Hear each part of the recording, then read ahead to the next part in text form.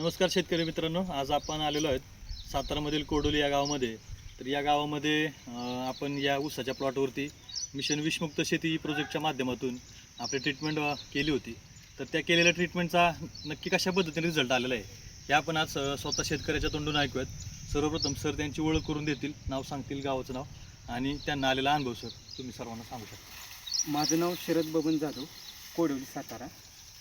जेव्हापासून विषमुक्त शेतीचं खताचा वगैरे वापर करतो आपण तेव्हापासून बराच रिझल्ट चांगला आहे. आत्तापर्यंत केमिकल रासायनिक खताचा वापर करत होतो, ह्याच्यात बराच तफावत जाणवते.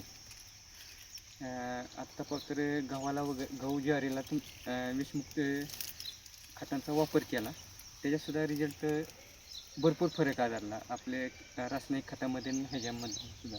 म्हणजे आत्ता ऊसाचं पहिल्यांदाच स्टार्ट केले तर ह्याचा जो फुटवा वगैरे पहिल्या प्रोसेसपेक्षा जसं विषमुक्त शेतीचा खताचा वापर करू लागलो तेव्हापासून बराच फरक जाणवतो.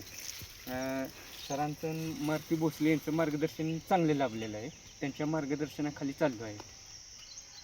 ओके, खूप छान रिझल्ट सरांनी सांगितला.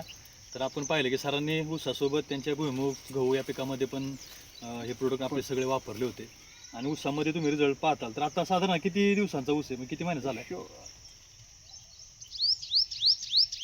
4 महिन्याचा 4 महिन्याचा ऊस आहे. तर हा 4 महिन्याचा ऊस तुम्ही पाहू शकता. आज ह्याची जर उंची पाहिली तर ही पाहू शकता तुम्ही, टोटल पूर्णपणे खांद्यापर्यंत आलेलं आहे. आणि जवळ पण तुम्ही पाहू शकता की फुटवा किती आहे. कॅमेरा थोडं जवळ घ्या. तर फुटवांची संख्या जर तुम्ही पाहिली तर प्रचंड फुटवा, पानांमध्ये काळोखी पाहायला मिळेल तुम्हाला. फुटव्यांची संख्या पण पाहायला मिळेल चांगली. भरघोस असे फुटवे झालेले आहेत आणि कोणत्याही प्रकारचा रोग राई वगैरे आपलं काय याच्यावरती जाणवत नाही. एकदम फ्रेश आणि हिरवागार असा ऊस आहे.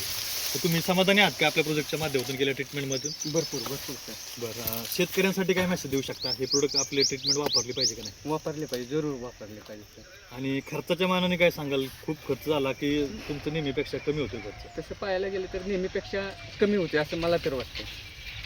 जबरदस्त. तर आपण मित्रांनो पाहिलं की आपल्या विषमुक्त शेती प्रोजेक्टच्या माध्यमातून खतांचा देखील खर्च कमी होतो आणि आपला रिझल्ट पण खूप छान येतो. तर हे पूर्ण वावर तुम्हाला पाहायला मिळेल.